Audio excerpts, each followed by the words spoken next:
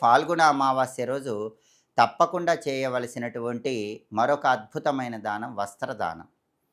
ఎవరికైనా మీ చేత్తో వస్త్రాలు దానం ఇస్తే ఫాల్గుణ అమావాస్య రోజు రాబోయే కాలంలో మీకు సంపదల పరంగా అదృష్టం కలిసొస్తుంది. అదేవిధంగా ఎవరైనా అనారోగ్యవంతులుంటే వాళ్ళకి వైద్య నిమిత్తమై ధనాన్ని దానం ఇచ్చినా కూడా ఉత్తమ ఫలితాలు కలుగుతాయి.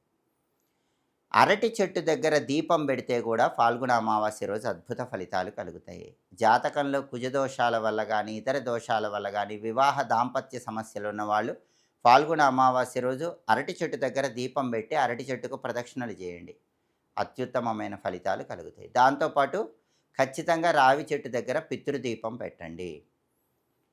కొత్త అమావాస్య రోజు రావి చెట్టు దగ్గర పితృదీపం ఎలా వెలిగించాలంటే, రావి చెట్టు దగ్గర ఒక పెద్ద మట్టి ప్రమిద ఉంచి, ఆ మట్టి ప్రమిదలో ఆవాల నూనె పొయ్యండి.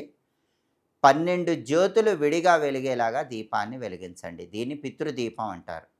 ఫాల్గుణ అమావాస్య, కొత్త అమావాస్య రోజు ఈ పితృదీపం పెడితే తరతరాల పితృదోషాలు, పితృశాపాల తీవ్రతను తగ్గింపజేసుకోవచ్చు. గతించిన పితృదేవతల పేరిట అన్నదానం చేస్తే మంచిది. వారి పేరు మీద గోసేవ చేస్తే మంచిది. అంటే గోవు సేవ నిమిత్తమై ఎవరికైనా ధనం ఇచ్చినా, లేదా పితృదేవతల పేర్లు చెప్పుకుంటూ గోవుకేదైనా ఆహారం మీ చేత్తో తినిపించినా కూడా ఫాల్గుణ అమావాస్య రోజు సంపూర్ణంగా పితృదోషాల తీవ్రతను తగ్గింపజేసుకొని పితృదేవతల అనుగ్రహానికి పాత్రులు కావచ్చు.